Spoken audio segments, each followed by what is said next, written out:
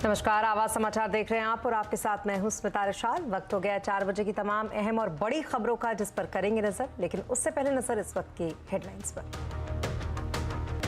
Dollar के मुकाबले record निचले स्तर पर रुपया। पहली बार $1 का भाव 82 रुपए के पार, 82 रुपए 42 पैसे का निचला स्तर छुआ।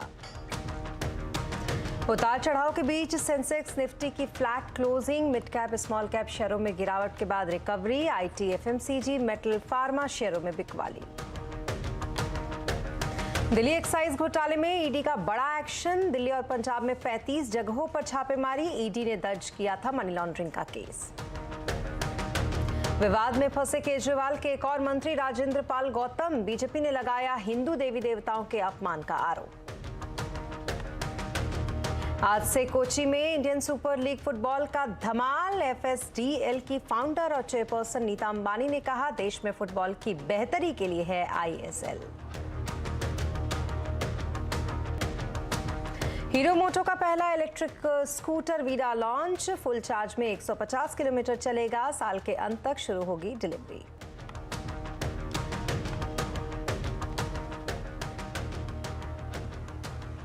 और खबरों की शुरुआत रुपए से करेंगे, जो रिकॉर्ड निचले स्तर पर है। कमजोर रुपया आपकी जेब पर भी अटैक करने जा रहा है। आने वाले दिनों में पेट्रोल डीजल के दाम बढ़ सकते हैं, क्योंकि मजबूत डॉलर ने ओएमसीज की मुश्किलें बढ़ा दी हैं। ओएमसीज में क्या हो रहा है समझने के लिए चलते हैं अपने सहयोगी नीरज बाजपेयी जी के पास।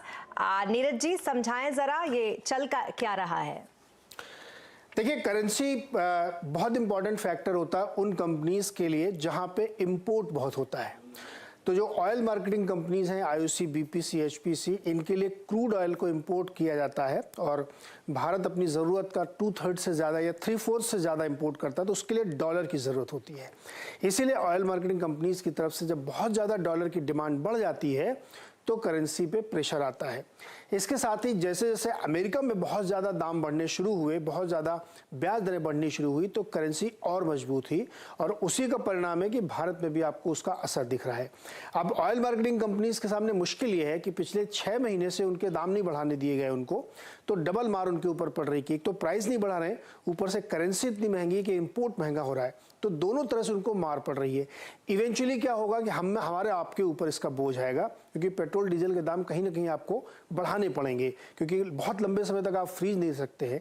एक अनुमान लगाया जा रहा है कि सेकंड क्वार्टर के जो भी नतीजे आएंगे, इसमें तीनों ऑयल मार्केटिंग कंपनीज को मिला के करीब 21,500 करोड़ का नेट लॉस होगा। एबिटा लॉस भी करीब 18,000 करोड़ का है, जो पिछले साल से करीब 4,000 करोड़, पिछले क्वार्टर से 4,000 करोड़ बढ़ के आ रहा है। तो ये एक बड़ी समस्या ऑयल मार्केटिंग कंपनीज की तरफ से आती हुई दिख रही है। साथ ही करेंसी के महंगे होने का, यानी डॉलर के महंगे होने का असर हमारे आपकी बहुत सारी इन चीज़ों पर पड़ेगा, क्योंकि जो भी चीज़ें आप इंपोर्ट करते हैं वो महंगी होती जाएंगी। तो इंपोर्टेड गुड्स की महंगाई का असर भारत पे एक बार फिर से आपको देखने को मिलेगा। अगर कोई यहाँ से पढ़ने जा रहा है तो उसके लिए करेंसी का इम्पैक्ट है, उसके खर्चे बढ़ते हुए दिखेंगे। तो इसलिए जो ऑयल मार्केटिंग कंपनीज हैं उनके सामने मुश्किल है, इंपोर्टर्स के सामने मुश्किल है, गोल्ड कंपनीज के सामने मुश्किल, क्योंकि वो भी इंपोर्ट करती हैं। तो करेंसी के बढ़ने से तमाम दिक्कतें खड़ी हो गई। जी, बहुत शुक्रिया तमाम डिटेल्स के लिए आपका नीरज जी, और इस तरीके से समझाने के लिए दर्शकों को कि अभी फिलहाल उनको थोड़ा घाटा जो है वो सहना पड़ सकता है, ये यूं कहें कि मार झेलनी पड़ सकती है महंगाई की। बहरहाल 4:27 पर देखना मत भूलिए कमोडिटी स्पेशल, तेल चीनी का साथ त्योहारों में बनेगी बात।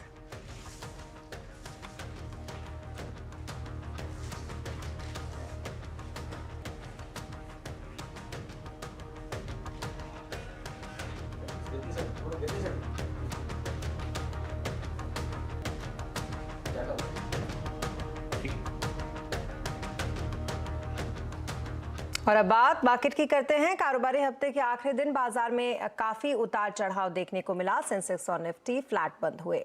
सेंसेक्स 31 पॉइंट गिरकर 58,191 पर और निफ्टी 17 पॉइंट गिरकर 17,315 पर बंद हुआ। तो वही मिड कैप स्मॉल कैप शेयरों में भी गिरावट के बाद रिकवरी देखी गई।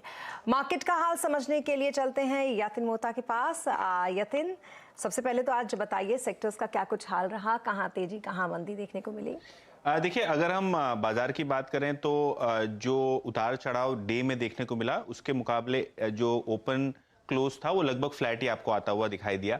लेकिन निफ्टी गेनर्स की अगर हम बात करें तो टाइटन सबसे ज्यादा आज तेज था, लगभग 5.5% की यहाँ आपको तेजी देखने को मिली, क्योंकि जो तिमाही अपडेट थी वो काफी जबरदस्त थी ग्रोथ के हिसाब से। पावर ग्रिड, ओएनजीसी और इंडसइंड बैंक वो दूसरे शेयर्स थे जहां आपको खरीदारी के मूड बनते हुए दिखाई दिए। लूजिंग एंड पे फार्मा, आईटी शेयर्स और एफएमसीजी शेयर्स में थोड़ा बहुत आपको बिकवाली का माहौल दिखा। टाटा कंज्यूमर, कोल इंडिया, बीपीसीएल और एमएनएम जैसे शेयरों में आपको 1.5-2% के आसपास की मंदी दिखाई दी। मिड कैप में मार्केट का हाल ठीक रहा। अगर हम मजगांव डॉक शिप बिल्डर्स की बात करें तो आज रिकॉर्ड हाई पे स्टॉक था, लगभग 6% ऊपर। जोमेटो जैसी कंपनी में लगभग डे हाई पे आपको क्लोजिंग आती हुई दिखाई दी, ये स्टॉक भी लगभग 6% ऊपर था। जेएसडब्ल्यू एनर्जी और रेमंड जैसे शेयर्स में भी आपको 4-5% की तेजी आती हुई दिखी इंट्राडे बेसिस पे। लूजिंग एंड पे वैरक इंजीनियरिंग, यहाँ इन्होंने अपना जो यूरोपियन इकाई को बेचने का सौदा था उसका वैल्यूएशन कम किया और इसी वजह से स्टॉक 7% नीचे था। इसके अलावा आवास फाइनेंसर्स, सन फार्मा एडवांस और रैमको सीमेंट जैसे काउंटर्स में आपको भारी बिकवाली आज के सत्र में आती हुई दिखाई दी। जी, तो ये तो रहा मार्केट का हाल। बहुत शुक्रिया यतिन तमाम मार्केट अपडेट के लिए। मार्केट अपडेट के बाद अब बात फाइनेंशियल और बैंकिंग में वेल्थ क्रिएशन की, जिसमें बड़े मौके हैं। आवाज के मैनेजिंग एडिटर अनुज सिंघल से बातचीत में ये बात कहा हेलियोस कैपिटल के समीर अरोड़ा ने। उनके मुताबिक फाइनेंशियल सेक्टर अगले 3 साल अच्छी ग्रोथ दिखाएगा।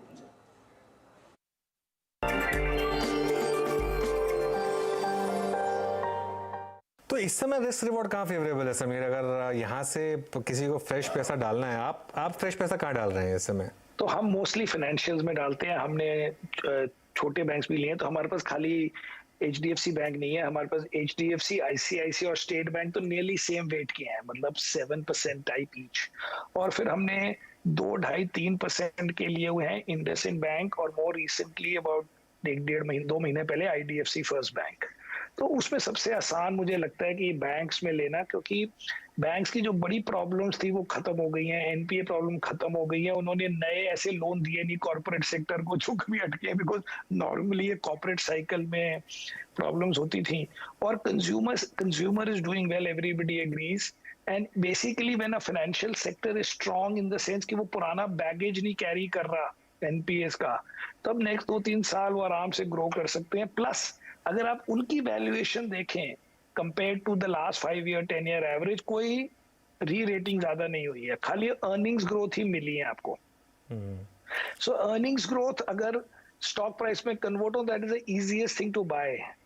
आपको हेजिटेशन उसमें होती है कि जी अर्निंग्स तो ग्रो ही है, लेकिन वैल्यूएशन भी बढ़ के 20-25-30% बढ़ गई है फ्रॉम व्हाट दे वर से 2 साल 3 साल 4 साल अगो। फाइनेंशियल में ऐसे नहीं लगता, तो इसलिए फाइनेंशियल इज मोस्ट कंफर्टिंग।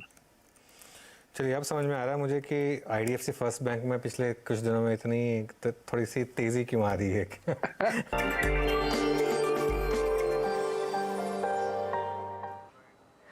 और आवाज के मैनेजिंग एडिटर अनुज सिंघल के साथ समीर अरोड़ा की ये पूरी बातचीत आप देख सकते हैं आज शाम 7:27 पर।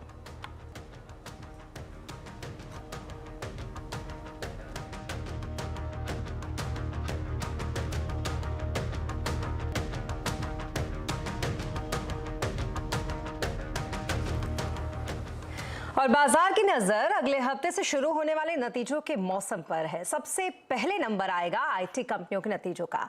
बाजार का क्या है अनुमान, बताने के लिए हमारे साथ हैं यतिन मोथा। यतिन, बताएं क्या कुछ उम्मीदें हैं आईटी कंपनियों से? तो देखिए, आईटी कंपनी की बात करें तो 10 तारीख से जो टीसीएस के रिजल्ट शुरू होने वाले हैं, लगभग 13-14 तारीख तक बड़ी आईटी कंपनियों के नतीजे आ जाएंगे। और ऑब्वियसली नजरें टीसीएस पे पहले होती हैं क्योंकि सबसे पहला रिजल्ट टीसीएस का आएगा। उसके बाद एचसीएल टेक्नोलॉजीज, विप्रो 12 तारीख को और इन्फोसिस 13 तारीख को। उसके बाद काफ़ी सारी मिड कैप आईटी कंपनियों के नतीजे आएंगे। तो ऑब्वियसली जो मैक्रो इकोनॉमिक सिचुएशन है, खास करके यूएस और यूरोप में जो रिसेशन और मंदी की बातें हो रही हैं, उसका क्या असर आईटी सेक्टर पे होता है, ये इस क्वार्टर की जो है वो थीम रहेगी। कांस्टेंट करेंसी टर्म्स पे अगर हम देखें तो रेवेन्यू यानी आय में लगभग आपको 3 से 4.5% की रेंज में ग्रोथ आती हुई दिखाई देगी। अगर हम ओवरऑल आईटी सेक्टर की बात करें तो इन्फोसिस यहाँ लीड करेगा ग्रोथ को। इन्फोसिस की डॉलर आय लगभग 3% के आसपास बढ़ने का अनुमान है। और टीसीएस, विप्रो, एचसीएल टेक्नोलॉजी जैसी कंपनी की बात करें तो लगभग 1.5 से 2.5% के बीच में आपको यहाँ कांस्टेंट करेंसी टर्म्स में और डॉलर टर्म्स में ग्रोथ आती हुई नजर आएगी। अगर हम मार्जिन की बात करें तो पिछली तिमाही में ऑब्वियसली एम्प्लॉय बोनस पेमेंट था और काफ़ी सारा प्रेशर था वेज हाइक को लेके, उसके कारण मार्जिन में थोड़ा बहुत दबाव था। लेकिन अगर हम क्वार्टर ऑन क्वार्टर बेसिस पे बात करें, यानी तिमाही दर तिमाही की बात करें, तो लगभग आधे % के आसपास मार्जिन में आपको सुधार आता हुआ दिखाई देगा। हालांकि साल दर साल बेसिस पे थोड़ा बहुत प्रेशर बना रह सकता है। अगर हम ओवरऑल बेसिस पे 5 बड़ी चीज़ें देखें इन आईटी सेक्टर के नतीजों थे, तो सबसे पहले जो मार्जिन पे जो है मैनेजमेंट की कमेंट्री काफ़ी इंपॉर्टेंट रहेगी, क्योंकि थोड़ा बहुत प्रेशर यहाँ देखने को मिल रहा है। ऑब्वियसली दूसरा बड़ा पहलू ये होगा कि डिमांड किस हिसाब से हो रही है, खास करके यूएस और यूरोप में किस हिसाब से आपको जो है बिजनेस की आउटलुक आती हुई दिखाई दे रही है। तीसरी सबसे इंपॉर्टेंट बात है कि इन्फोसिस, विप्रो, टेक महिंद्रा जैसी कंपनियां बायबैक अनाउंस कर सकती हैं, क्योंकि हर 2 साल 3 साल में ये आईटी कंपनी बायबैक अनाउंस करती हैं और अपने शेयर होल्डर्स को रिवॉर्ड करती हैं। तो किस हिसाब से बायबैक आता है या बड़ा डिविडेंड आता है या कोई घोषणा उस तरीके से होती है, तो उस पर नज़र बनी रहेगी। इसके अलावा नौकरियों में किस प्रकार से एडिशन है और की सेक्टर्स जो वर्टिकल्स जो हैं, जैसे कि 5G implementation, cloud computing, digital services, यहाँ किस हिसाब की ग्रोथ आपको इन बड़ी आईटी कंपनियों से दिखती है, ये काफ़ी इंपॉर्टेंट होगा आईटी के दूसरी तिमाही के नतीजों से। जी, बहुत शुक्रिया तमाम डिटेल्स के लिए आपका यातिन। तो ये रहा आईटी सेक्टर के Q2 का अनुमान। और अब इंटरनेशनल मॉनेटरी फंड यानी कि IMF ने दुनिया भर के देशों को चेताया है। IMF की चीफ क्रिस्टिना जियोर्जिवा ने चेतावनी देते हुए कहा है कि दुनिया भर में मंदी का खतरा बढ़ रहा है। अमेरिका, यूरोप और चीन की इकोनॉमी ग्रोथ धीमी पड़ रही है। IMF के मुताबिक 2026 तक ग्लोबल आउटपुट $4 लाख करोड़ तक कम होने की आशंका है और आने वाले दिनों में 2023 के लिए ग्लोबल ग्रोथ अनुमान घटाएंगे। IMF ने कहा कि ग्लोबल इकोनॉमी अभी भी कोरोना महामारी से जूझ रही है। दुनिया के सामने रूस यूक्रेन युद्ध और क्लाइमेट चेंज जैसी बड़ी चुनौतियां हैं, इसलिए ग्लोबल इकोनॉमी को स्थिर करना बहुत जरूरी है। IMF ने बढ़ती ब्याज दरों पर भी चिंता जताते हुए कहा कि अगर लंबे समय तक ब्याज दरें बढ़ती हैं तो यह आर्थिक मंदी की वजह बन सकता है। IMF की चेतावनी के क्या है मायने और क्या दुनिया भर में मंदी की आहट से भारत रहेगा बेअसर? आज आवाज अड्डा में इसी पर करेंगे बड़ी चर्चा शाम 7:57 पर। और अब बात टेलीकॉम कंपनियों की। टेलीकॉम कंपनियों ने देश में धीरे धीरे 5G सेवाओं का रोल आउट करना शुरू कर दिया है। पहले दौर में कहां-कहां 5G सेवा मिलेगी और इसे कैसे इस्तेमाल कर सकते हैं, देखिए इस रिपोर्ट में।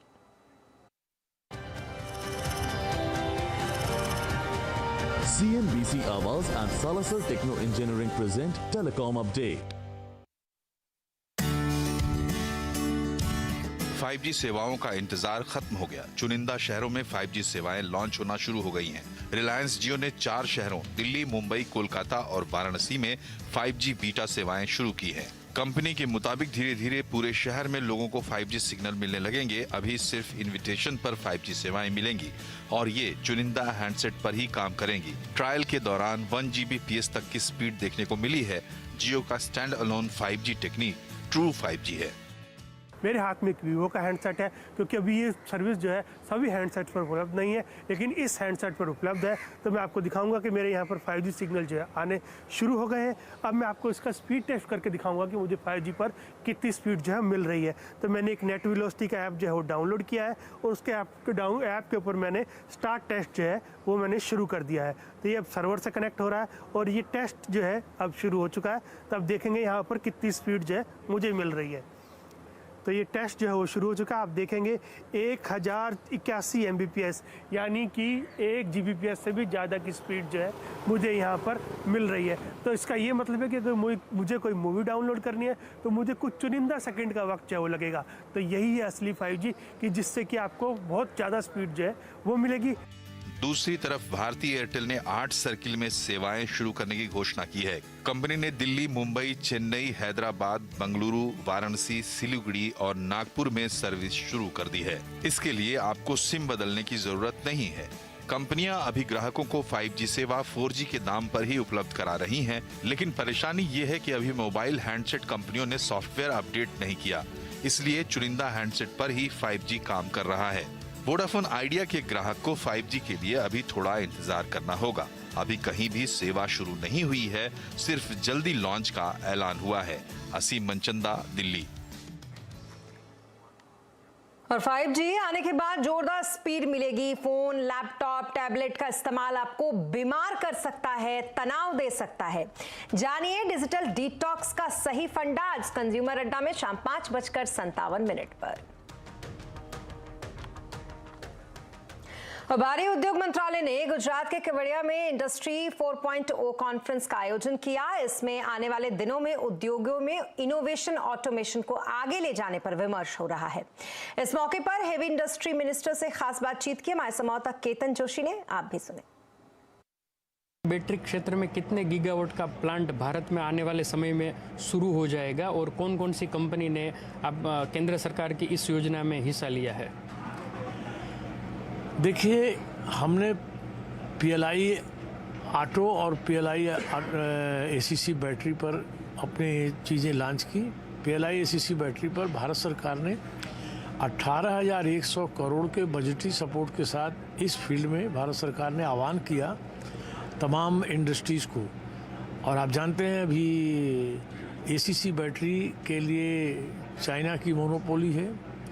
कुछ देश, मलेशिया, अमेरिका, फ्रांस, जर्मनी आदि बहुत नॉमिनल वे में इसमें उनकी पार्टिसिपेंट हैं। उस दृष्टि से मोदी जी ने बड़ा हौसला, बड़ा सपना देखा और 50 गीगावाट भारत में उत्पादन हो, उस लक्ष्य के साथ वो बजट लेके आए। खुशी की बात है कि इसमें हमारा 50 गीगावाट का टारगेट था और उसके सापेक्ष 128 गीगावाट का क्लेम लेके इंडस्ट्री के लोग पार्टिसिपेट किए। हमारे जो मानक थे उसमें 108 गीगावाट पर बिल्कुल परफेक्ट पाए गए, लेकिन हमारा टारगेट 50 गीगावाट था, उस पर हम आगे बढ़े, जिसमें ओला, राजेक्स एक्सपोर्ट और रिलायंस ऐसे तमाम संस्थाएं आगे आई हैं। कई संस्थाएं, महिंद्रा आदि सभी वेटिंग में हैं। तो और दूसरा इसमें प्लस पॉइंट ये रहा कि इंडस्ट्रीज़ के लोग हमारे सपोर्ट से तो आ ही रहे हैं जितना 50 गीगावाट की टारगेट तक। उन्होंने इस फील्ड में कूदने के बाद, आने के बाद उन्होंने 75 गीगावाट का हमको अवगत कराया कि हम वो अपनी तरफ से इसका उत्पादन करेंगे। तो निश्चित तौर से आगामी 2 वर्षों में अपेक्षा है कि ये उत्पादन शुरू हो जाएगा भारत में। प्रोसेस फैक्ट्रियों का शुरू हो गया है। तो निश्चित तौर से भारत लिथियम बैटरी के क्षेत्र में जहां आत्मनिर्भर तो बनेगा ही बनेगा, जहां आज हम इंपोर्ट करते हैं वहां हम एक्सपोर्टर भी बनेंगे। और यहाँ रुकेंगे एक छोटे से ब्रेक के लिए, लेकिन जल्द होंगे हाजिर, कहीं जाइएगा नहीं।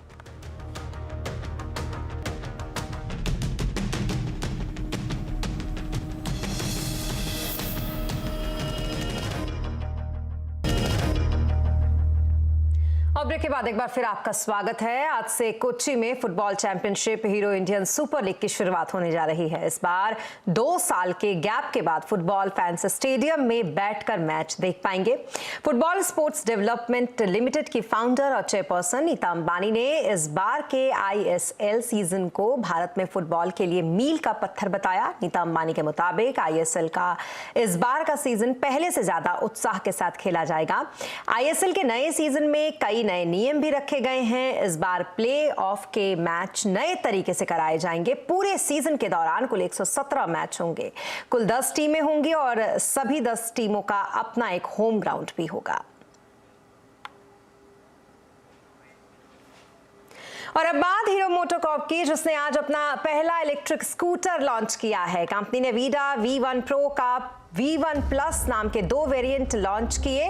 इसके अलावा कंपनी ने एथर एनर्जी के साथ कोलैबोरेशन भी किया है। एथर एनर्जी हीरो मोटोकॉर्प को चार्जिंग नेटवर्क और इक्विपमेंट ऑफर कर सकती है। कैसा है वीडा, बता रही हैं दीपाली राणा।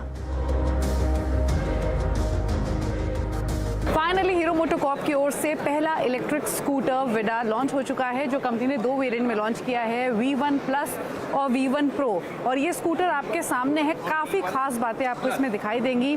सबसे पहली तो रेंज, और साथ ही साथ इसमें जो चार्जिंग का ऑप्शन कंपनी दे रही है वो इसको एक बेहतर ऑफरिंग बनाती है। फॉर इंस्टेंस अगर आप V1 प्लस की बात करेंगे तो उसमें आपको 143 किलोमीटर्स की रेंज मिलती है। V1 प्रो में 165 किलोमीटर्स की रेंज, जो कि स्कूटर सेगमेंट में में हाईएस्ट कैटेगरी में आती है। और इसके अलावा आपको इसमें फीचर्स के तौर पे 7 इंच का TFT टच स्क्रीन मिल रहा है, कीलेस एंट्री मिल रही है। तो ऐसे इसमें एडवांस फीचर्स भी मौजूद हैं जो आजकल हम कई इलेक्ट्रिक स्कूटर्स में पहले देख भी चुके हैं। इम्पॉर्टेंट ये है अपने राइवल्स के मुकाबले इस स्कूटर को जो एक एज मिलता है वो है इसमें स्वैपेबल बैटरी ऑप्शन, यानी अब आपको घंटों बैटरी चार्ज करने में नहीं लगेंगे, बल्कि 0 to 80% चार्जिंग आप फास्ट चार्जर के थ्रू सिर्फ 65 मिनट में कर सकते हैं। बैटरी आप निकाल के बाहर रख के चार्ज भी कर सकते हैं। तो ये स्वैपेबल बैटरी ऑप्शन एक बूस्ट के तौर पे आप देख सकते हैं इस इलेक्ट्रिक स्कूटर के लिए। और अगर आप प्राइस की बात करेंगे तो प्राइस इसका डेफिनेटली आपको अग्रेसिव मिलेगा। जो V1 प्लस है